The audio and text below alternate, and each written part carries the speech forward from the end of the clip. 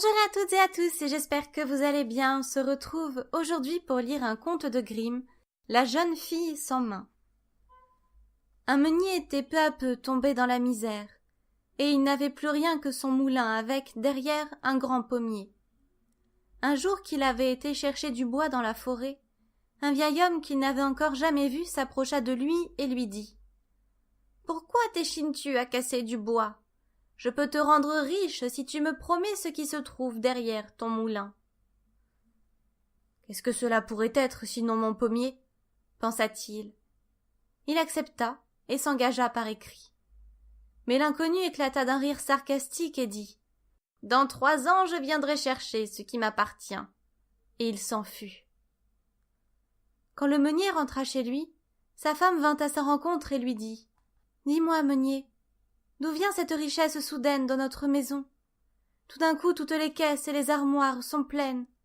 Personne n'a rien apporté, et je ne sais pas comment cela s'est produit. » Il répondit « Cela vient d'un inconnu que j'ai rencontré dans la forêt, et qui m'a promis de grands trésors. En échange, je me suis engagé par écrit à lui donner ce qui se trouve derrière le moulin. Nous pouvons bien sacrifier pour cela notre grand pommier. »« Ah, mon pauvre homme !» dit la femme épouvantée. « C'était le diable. Il ne parlait pas du pommier, mais de notre fille, qui était derrière le moulin et balayait la cour. » La fille du meunier était belle et pieuse. Elle vécut ses 3 ans pieusement et sans péché. Quand le temps fut révolu, et que le jour vint où le diable voulut la prendre, elle se lava soigneusement, et traça autour d'elle un cercle de craie. Le diable se montra de bonne heure, mais il ne put pas l'approcher. Furieux, il dit au meunier « Ôte-lui tout haut afin qu'elle ne puisse plus se laver, sans quoi je suis sans pouvoir sur elle. » Le meunier eut peur et obéit. Le lendemain, le diable revint, mais elle avait pleuré sur ses mains et elles étaient parfaitement propres. Alors, une fois de plus, il ne put l'approcher, et dit plein de colère au meunier « Coupe-lui les mains, sinon elle m'échappe. » Le meunier fut épouvanté et répondit « Comment pourrais-je couper les mains de ma propre fille ?» Alors le malin le menaça et dit « Si tu ne le fais pas, tu es à moi et c'est toi que je prendrai. » Le père prit peur et promit d'obéir. Il alla donc trouver sa fille et lui dit « Mon enfant, si je ne te coupe pas les 2 mains, le diable m'emportera. Et dans ma peur, je le lui ai promis. Aide-moi donc dans ma détresse, et pardonne-moi le mal que je te fais. » Elle répondit « Cher père, faites de moi ce que vous voulez, je suis votre enfant. » Puis elle tendit ses 2 mains et se les laissa couper. Le diable vint pour la 3e fois, mais elle avait tant pleuré sur ses moignons qu'ils étaient encore parfaitement propres. Alors il dut s'avouer vaincu, et perdit tout droit sur elle. Le meunier lui dit « J'ai gagné une si grande richesse grâce à toi, que je veux t'entretenir sur un grand pied ta vie durant. » Mais elle répondit « Je ne peux pas rester ici. Je vais m'en aller. Des gens compatissants me donneront bien ce dont j'ai besoin. » Puis elle se fit attacher ses bras mutilés derrière le dos, et au lever du jour, elle se mit en route et chemina jusqu'à la nuit. Alors elle arriva à un jardin royal, et elle vit au clair de lune qu'il y avait là des arbres couverts de beaux fruits. Mais elle ne put pas y entrer, car il était entouré d'eau, et comme elle avait marché tout le jour sans manger le moindre morceau, et que la faim la tourmentait, elle s'écria « Ah, que ne suis-je dans ce jardin pour pouvoir manger un peu de fruits ? Autrement je vais périr d'inanition. » Alors elle se mit à genoux, invoqua le Seigneur et pria. Soudain un ange apparut. Il fit une écluse dans l'eau, de sorte que le fossé fut à sec et qu'elle put le traverser. À présent elle était dans le jardin et l'ange l'accompagnait. Elle vit un arbre qui portait des fruits. C'étaient de belles poires, mais elles étaient toutes comptées. Alors elle s'approcha et pour apaiser sa faim, elle en mangea une avec sa bouche, mais pas plus. Le jardinier le vit bien, mais comme l'ange était là, il eut peur, et prenant la jeune fille pour un esprit, il se tut, et n'osa ni crier ni lui adresser la parole. Quand elle eut mangé la poire, elle fut rassasiée et alla se cacher derrière le fourré. Le lendemain matin, le roi descendit au jardin, car il lui appartenait. Alors il compta et vit qu'il manquait une poire. Il demanda au jardinier ce qu'il en était advenu.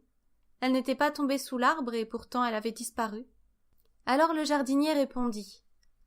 La nuit dernière, un esprit est entré ici.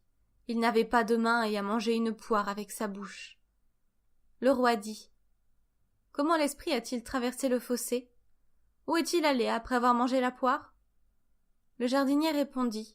Quelqu'un est descendu du ciel avec une robe blanche comme neige. Il a fermé l'écluse et arrêté l'eau, afin que l'esprit puisse traverser le fossé. Et comme cela ne pouvait être qu'un ange, j'ai eu peur. Je n'ai rien demandé et je n'ai pas appelé. Quand l'esprit eut mangé la poire, il est reparti.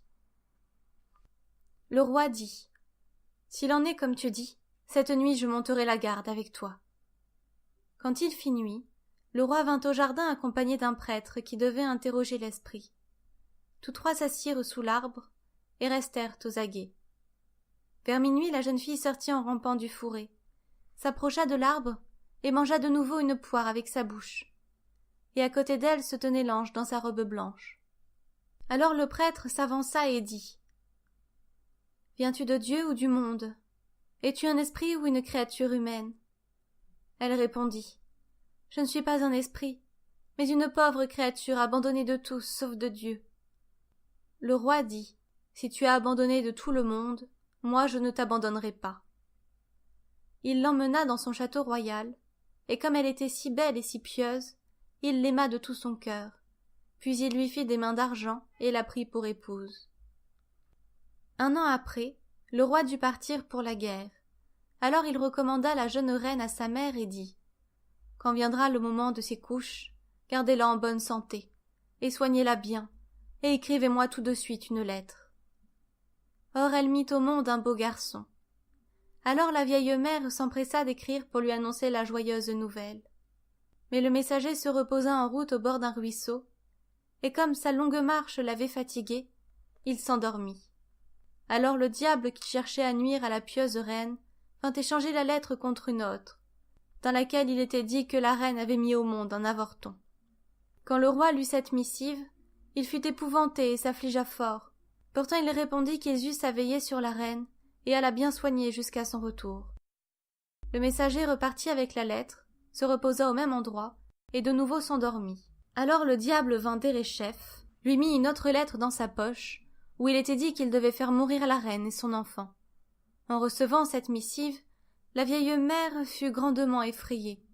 Elle ne put pas le croire, et écrivit encore une fois au roi. Mais elle ne reçut pas de réponse parce que chaque fois le diable substituait une fausse lettre à celle du messager. Et dans la dernière, on ajoutait qu'il devait garder la langue et les yeux de la reine comme preuve. Mais la vieille reine se désola de devoir verser un sang si innocent. Pendant la nuit, elle envoya chercher une biche, puis elle coupa la langue et les yeux et les mit de côté. Ensuite elle dit à la reine. « Je ne peux pas te faire tuer comme le roi l'ordonne, mais il ne t'est pas possible de rester plus longtemps ici. Va avec ton enfant dans le vaste monde, et ne reviens jamais. » Elle attacha son enfant sur le dos, et la pauvre femme s'enfuit en versant des larmes. Elle arriva dans une grande forêt sauvage, et là elle se mit à genoux et pria Dieu.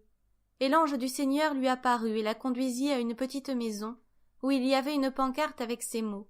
« Ici tout un chacun est logé gratis. » De la maison sortit une demoiselle blanche comme neige qui dit « Soyez la bienvenue, madame la reine », et la fit entrer. Alors elle détacha le petit garçon de son dos et lui tint sur le sein pour le faire boire. Puis elle le coucha dans un joli petit lit tout préparé. La jeune femme dit alors « D'où sais-tu que je suis reine ?» La blanche demoiselle répondit « Je suis un ange envoyé par Dieu pour prendre soin de toi et de ton enfant. » Et elle resta 7 ans dans la maison et fut bien soignée, et à cause de sa piété, ses mains coupées lui repoussèrent par la grâce de Dieu. Enfin le roi revint de guerre, et avant toute chose, il demanda à voir sa femme et son enfant. Alors la vieille mère se mit à pleurer et dit « Méchant homme, ne m'as-tu pas écrit que je devais faire mourir ces 2 âmes innocentes ?»